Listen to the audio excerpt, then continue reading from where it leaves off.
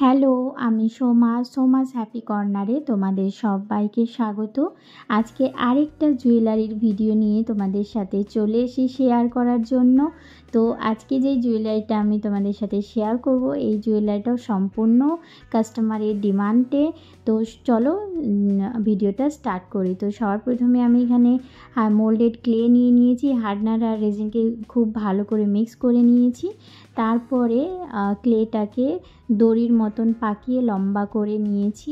তারপরে দুটো দড়ির ক্লে দড়ি যে রয়েছে সেটাকে দুটোকে জয়েন করে দিয়ে এই ধরনের পাকানোর একটা ডিজাইন আমি নিয়ে নিয়েছি। তারপরে এইটাকে রাউন্ড শেপ করে কেটে নিয়েছি। আমি কত বড় জুয়েলারিটা করব সেই অনুযায়ী। আর এইখানে যে ফুলটা আমি ইউজ করেছি, আসলে এটা কি ফুল বলবো আমি ঠিক বুঝতে পারছি না, কিন্তু অনেকটা কাগজ ফুলের মতো। তো পাপড়িগুলো আমি বানিয়ে নিচ্ছি। তো পাপড়িগুলো কিভাবে, প্রথমে আমি উপরের দিকটা একটু মোটা করে রাখবো, নিচের দিকটা সরু করে নেব পাতার শেপ করে। তারপরে পাপড়িগুলোকে আঙুল দিয়ে ভালো করে প্রেস করে পাতলা করে নেব।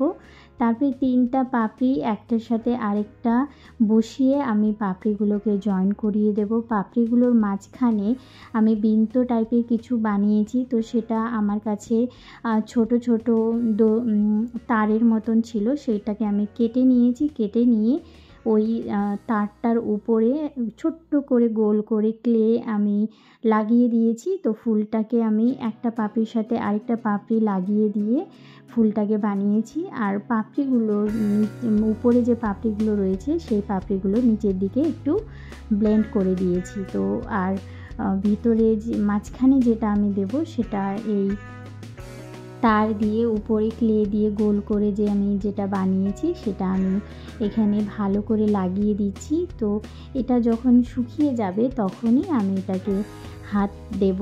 আর সবথেকে বড় কথা, যখন এই ক্লেটা একটু হার্ড হবে তখনই কিন্তু এই ফুলটা করতে হবে, না হলে নরম থাকলে কিন্তু এই ফুলের শেপটা আসবে না।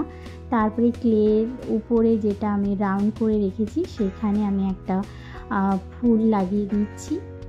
শুকানোর পরে এখানে কালারটা করতে হবে।